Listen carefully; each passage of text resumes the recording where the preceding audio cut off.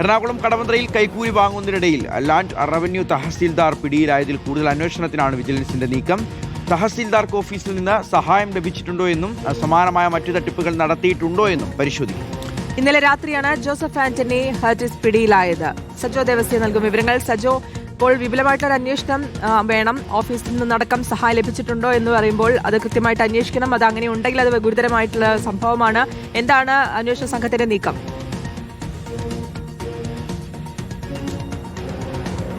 ശ്രുതി ഷിഹാസ്, ഇത് അതീവ ഗൗരവ സ്വഭാവത്തിലുള്ളൊരു കേസാണ്. അതായത് കണയന്നൂർ താലൂക്ക് ഓഫീസിലെ ലാൻഡ് റെക്കോർഡ്സ് തഹസിൽദാരാണ് ജോസഫ് ആന്റണിയും. ഇതുകൂടാതെ രണ്ട് സഹായികൾ, അതായത് ഏജന്റുമാർ എന്ന് കരുതപ്പെടുന്ന രണ്ടുപേരുമാണ് പിടിയിലായിട്ടുള്ളത്. അതായത് ഈ 2018 മുതൽ പുരയുടെ വന്ന നിലയ്ക്ക് നികുതി അടച്ചു പോരുന്ന പരമ്പരാഗത സ്വത്താണ് ഈ ഭൂവുടമകൾക്കുണ്ടായിരുന്നത്. അപ്പോൾ ഈ രേഖകളിൽ പുരയിടവും നിലവും തമ്മിലുള്ള ചില പ്രശ്നങ്ങളുണ്ട് എന്ന് വരുത്തി തീർത്തു. അങ്ങനെയുണ്ടെന്ന് ഈ രേഖകളിലും റെക്കോർഡുകളിലും ചിലയിടത്ത് പരാമർശിച്ചിരുന്നു. അപ്പോൾ അത് അങ്ങനെ വരുത്തി, പക്ഷെ അവർ പുരയുടെ വന്ന നിലയ്ക്കാണ് നികുതി അടച്ചു പോരുന്നത്. അപ്പോൾ അങ്ങനെ വരുന്ന ഭൂമിയിൽ പ്രശ്നമുണ്ട് എന്ന് വരുത്തി തീർത്തു. അതിൽ പരാതിക്കാരുണ്ട് എന്ന രീതിയിൽ ഭൂ ഉടമയെ തെറ്റിദ്ധരിപ്പിക്കുന്നു. പക്ഷേ ആ പരാതിക്കാർ എന്ന നിലയ്ക്ക് വരുന്നത് രണ്ട് ഏജന്റുമാരാണ്. രാജേഷ്, ഷിബിൻ എന്ന പേരിലുള്ള രണ്ട് ഏജന്റുമാരാണ്. അങ്ങനെ ആ ഏജന്റുമാർ മുഖേന പണം സ്വീകരിച്ച് ഇത് ഒത്തുതീർക്കുക എന്ന നിലയിലേക്ക് കാര്യങ്ങൾ ഉടമയെ വിശ്വസിപ്പിക്കുന്നു. അങ്ങനെ 10 ലക്ഷം രൂപ ഈ ഏജന്റുമാർ കൈക്കൂലി ആവശ്യപ്പെടുകയാണ്.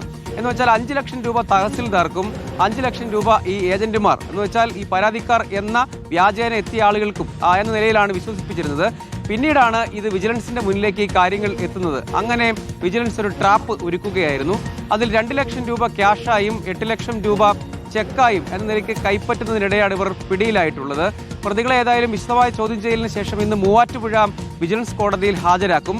സമാനമായ രൂപത്തിൽ ഈ താലൂക്ക് ഓഫീസ് കേന്ദ്രീകരിച്ച് കൂടുതൽ തട്ടിപ്പുകൾ നടന്നിട്ടുണ്ടോ, പരാതിക്കാരെന്ന മട്ടിലും മറ്റുമൊക്കെ വ്യാജേന ഇത്തരം ഏജന്റുമാരുടെ സഹായത്തോടുകൂടി വിപുലമായ തട്ടിപ്പ് ഈ ഭൂമിയുടെ കാര്യത്തിൽ തരം മാറ്റം അല്ലെങ്കിൽ അതുപോലെയുള്ള കാര്യത്തിൽ ഉടമസ്ഥാവകാശം, നികുതി പ്രശ്നം, തരം മാറ്റം എന്നിവയുടെ കാര്യത്തിൽ സംഭവിച്ചിട്ടുണ്ടോ എന്നടക്കമുള്ള വിശദമായ പരിശോധനയിലേക്ക് പോകേണ്ടതുണ്ട് എന്നാണ് ഇപ്പോൾ വിജിലൻസ് വ്യക്തമാക്കുന്ന ഒരു കാര്യം.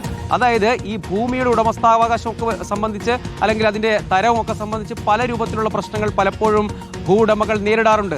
അത്തരം ഘട്ടങ്ങളിലൊക്കെ സമാന തട്ടിപ്പുകളും കൈക്കൂലിയും അരങ്ങേറിയിട്ടുണ്ടോ എന്ന വിശദമായ പരിശോധന വേണം എന്നാണ് വിജിലൻസ് പറയുന്നത്. ഏതായാലും വിശദമായ ചോദ്യം ചെയ്യലിന് ശേഷം പ്രതികളെ വിജിലൻസ് കോടതിയിൽ ഹാജരാക്കും. അതിനുശേഷം മറ്റ് നിയമ നടപടികളിലേക്ക് കടക്കും എന്നതാണ് ഇപ്പോൾ വിജിലൻസ് വ്യക്തമാക്കുന്ന കാര്യം. വിശദമായിട്ടുള്ള അന്വേഷണം, വിശദമായിട്ടുള്ള ചോദ്യം ചെയ്യലടക്കം ഇതിൽ വേണ്ടതുണ്ട്. സജോ ദേവസ്യാണ് വിവരങ്ങൾ നൽകിയത്.